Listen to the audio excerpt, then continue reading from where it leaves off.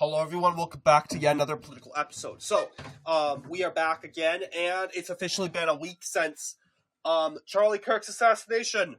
However, we will respectfully be moving on slowly from the attention of Charlie Kirk, because eventually we must continue to go on, but believe it or not, we will never stop talking about Charlie Kirk. His name will be mentioned in my channel years to come. The left wants us to stop talking about Charlie Kirk because one of theirs took his own life. Makes the left look bad. We're never going to stop talking about Charlie Kirk like they never talked about. We'll stop talking about January 6th. But today we have a special election to talk about, and that specifically is the one in Minnesota. So honestly, there is a Red Eagle talked about this one. I have way different takes, and that usually doesn't happen. I really doubt that he's suggesting that this was probably a part of the Charlie Kirk assassination, something like that. I disagree. I don't think Charlie Kirk has any role in this said source election. It really is because, we're talking about a district that is solidly Democratic. Very solidly Democratic. And because it's a solid Democratic stronghold, when it comes to this, there's nothing really to expect. So, when it comes to this here, you'll see, this is our said results. XP Lee has defeated Ruth Brittner in a landslide, as per usual, as expected, but there's a catch to that. Like Red Eagle pointed out, there is a pattern. You'll see this is a Kamala Harris plus 25 district. The XP Lee underperformed by 4 points. What happened? Well, I personally think Democrats didn't feel the urge to vote because they knew that this obviously was going to be a win for them regardless. This is a district that is heavily Democratic. But, there are always some lunatics that'll go out and vote to send a message.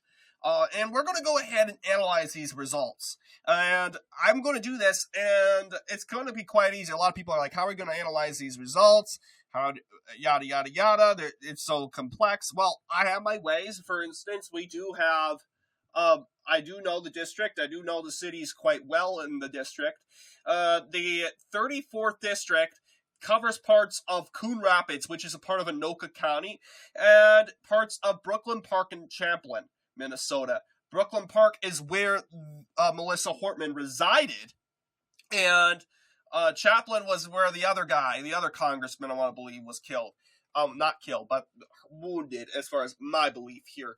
So we're going to go ahead and take a look at these said results by looking at the municipal maps, and obviously this isn't going to be in regards to this election alone.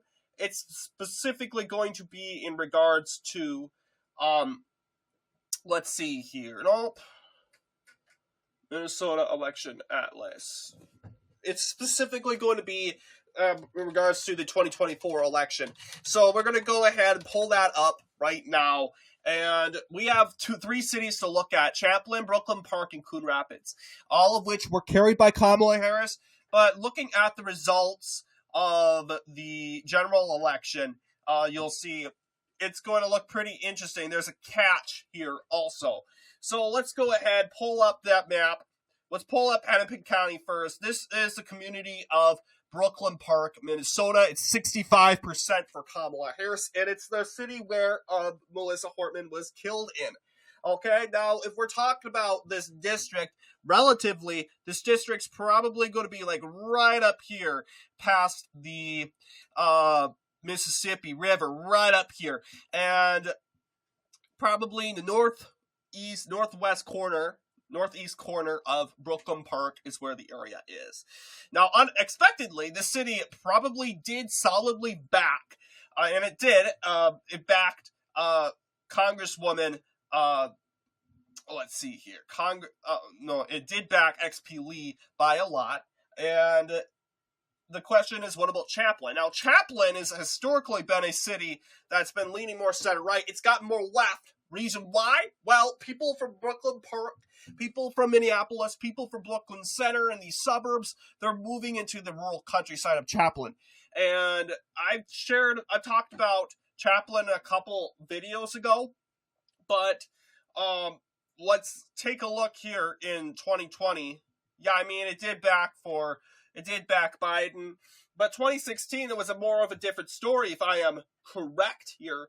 Looking here at 2016, yeah, Chaplin backed Trump, but not by much. You see, Brooklyn Park is just so Democratic that it's making it very hard for Republicans to pick up in an area that they relatively are supposed to pick up. But what I'm looking at the results here of this election, you're seeing in Hennepin County, Republicans got 61%. Well, 61%, I guess relatively Democrat.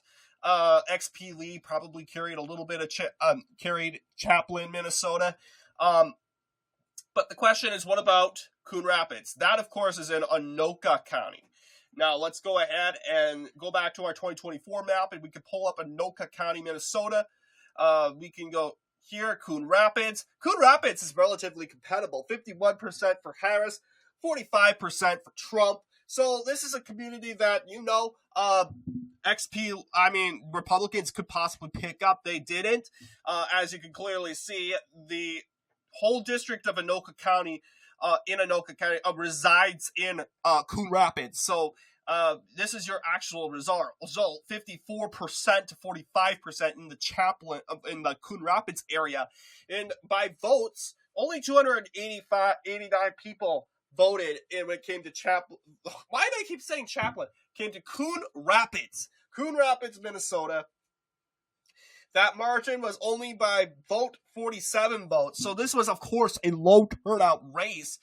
Ruth Brittner could have won Anoka County. All she needed to do was get 47 more people out and voting, and she could have won Anoka County, specifically the city of Chaplin. Nope. What the heck? Coon Rapids. The city of Coon Rapids. She could have won that community. When it comes to Hennepin, it would have been a little bit harder. I mean, let's see. XP Lee was leading that vote by around 1,499 votes. That's kind of a lot, not gonna lie. And then again, this is, once again, sort of a low turnout election. You'll say, Republicans are always the brunt of that said political party. Am I saying that, am I literally coming out and saying that Republicans overperformed? They did. Am I saying that they are the low propensity? They did. Am I saying that Charlie Kirk had some sort of impact on this? No. And I don't think that it was just happened too quickly. Maybe it was convincing to get some people out and voting, but let's be honest. We're talking about a district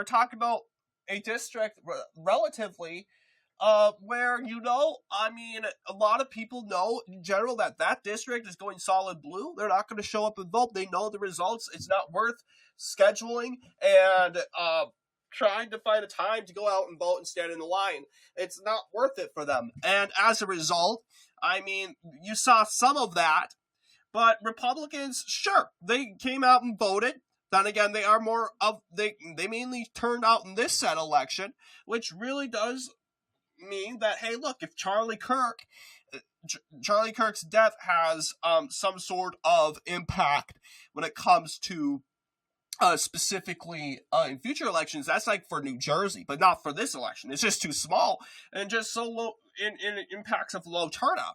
Now, I find this to be interesting because when we put context that a Democrat, a very popular Democrat, Melissa Hortman, was killed, that relatively got along with both sides of the political spectrum, you would think that Democrats, because the Democrat was the victim in this a crime, that there would be massive favoritism. No, you're not, because first off, part of the reason is people know the result already. Democrats will win this race. It's a solid Democrat stronghold. The other reason is also quite literally because it is a low turnout election. It's sort of like a Senate race.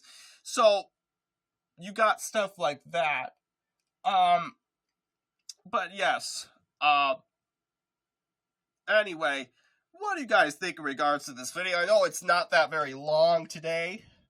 But there was really nothing much we could talk about other than these said results. You got Anoka County going 54% for XP Lee, Hennepin County 61% for XP Lee, in these said results. But anyway, we can end this video by trying to pull up the results for the elections here. So let's see here, Wiki comments.